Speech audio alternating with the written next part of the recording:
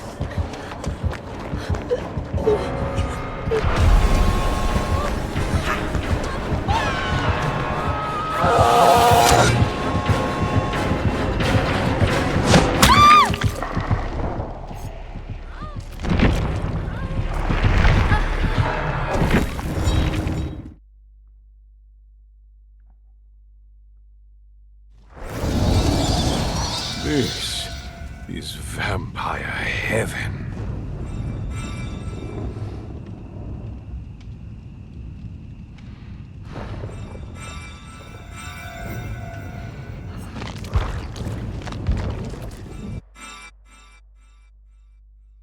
The camera stayed low, focused on the feet, the moves, the rhythm. Nobody knew the difference. T.I. admitted it himself. He wasn't a skater. He said it plainly. I can't say that I was a skater. I did go to the skating rink, but I didn't do moves or special routines, and I didn't have a skate crew. But he added something else. What I didn't have in skill, I made up for in heart. That heart got him through the close-ups, the dialogue scenes, the moments where his face had to sell it. But the fancy footwork, That was Dallas, the man who actually grew up on that floor, doing what he'd always done, just this time on camera. Number 8. Evan Ross film debut. I just don't see how the Great Wall of China is supposed to help me clean the floor of Value Village. The kid who played Ant wasn't just any newcomer. He was Hollywood royalty. Evan Ross, son of Diana Ross, the Diana Ross, Motown legend, supreme, icon. ATL was his first movie ever, his film debut. He was 17 years old playing a 14-year-old drug dealer, and his mother, she showed up on set multiple times.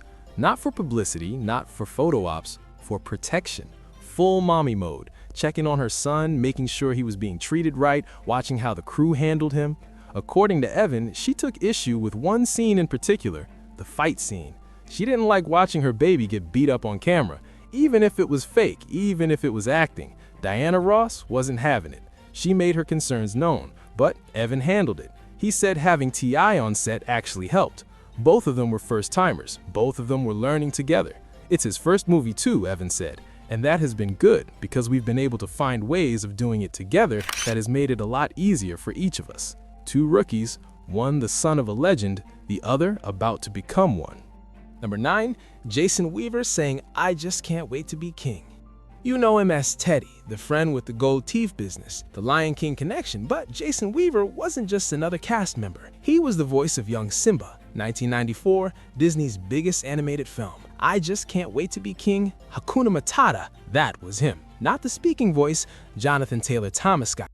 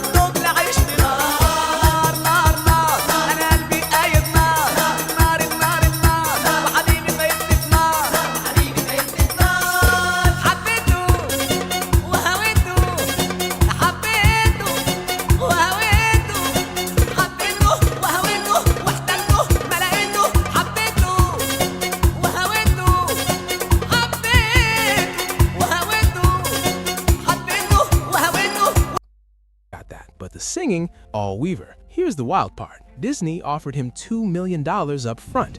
His mother said no. She negotiated royalties instead. A smaller check now, percentage points forever. That decision made him rich. The Lion King never stopped selling. Re-releases, soundtracks, streaming. 30 years later, Weaver is still getting paid, still collecting checks from a cartoon lion he voiced as a teenager. By the time ATL came around, Weaver was a veteran. He'd done Drumline, the Jacksons miniseries Smart Guy. He was the experienced one in a cast full of first-timers, the guy who'd already been through Hollywood's machine and survived. Number 10. The director made 03 Bonnie and Clyde before this.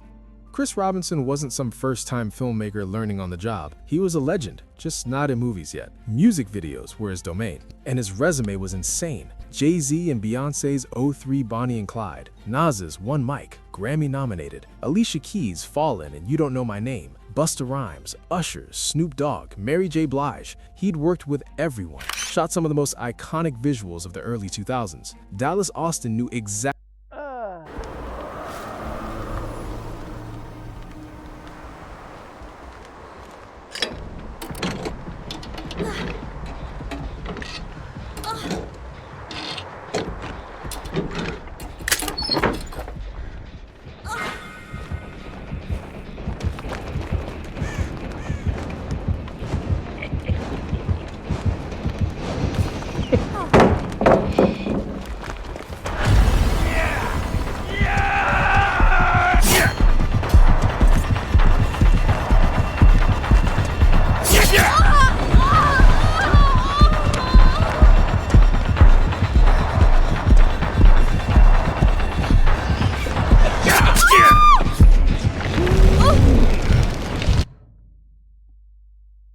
exactly what he was doing when he hired Robinson. This wasn't a gamble. Austin needed someone who understood music, someone who could make a skating rink feel like a concert, someone who knew how to shoot black excellence without making it feel like a documentary.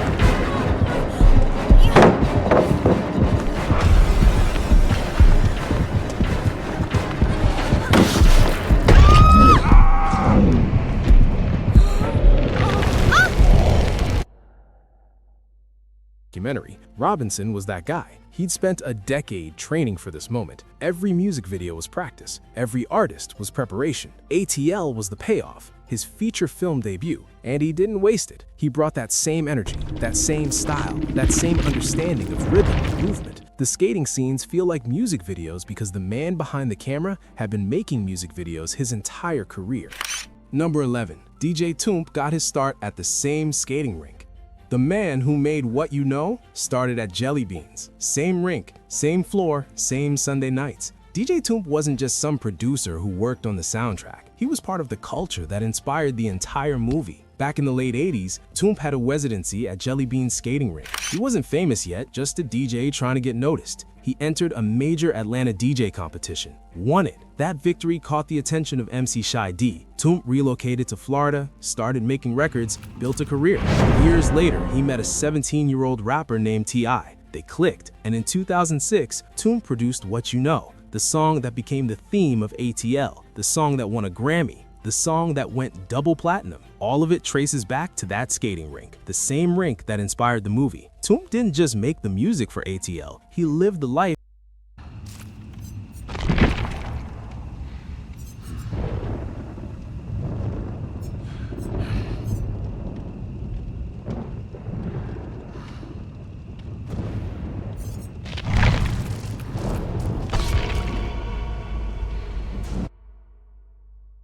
If ATL was based on. Full circle.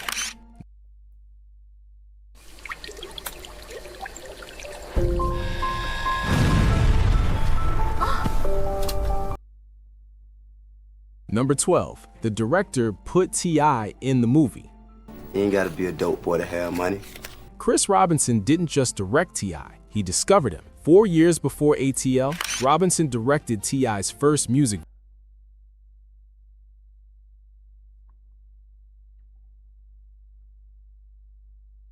video. Nobody knew who T.I. was yet. No platinum albums, no Grammy wins, just a young Atlanta rapper with something to prove. Robinson saw it immediately, the charisma, the presence. So when ATL came together, Robinson made a suggestion. Put T.I. in the lead. Robinson said it himself. He had a crazy charisma and so much presence. But on this film, he came to the table, worked so hard and never tried to be T.I. He became Rashad. That transformation wasn't easy. T.I. had to turn down money to make it happen. Robinson explained, over a 3-month period, he turned down huge opportunities to do shows paying lots of money to do this project. He totally dedicated himself to making this film. No concerts, no tours, no distractions, just the work. Number 13. T.I.'s album and movie dropped the same week. March 28, 2006. 2 releases, same artist, same week. ATL hit theaters, King hit stores. Both projects feeding each other, promoting each other. King debuted at number 1 on the Billboard 200, 522,000 copies sold in the first week. The lead single was What You Know. It peaked at number 3 on the Hot 100, number 1 on the Hot R&B Hip Hop chart.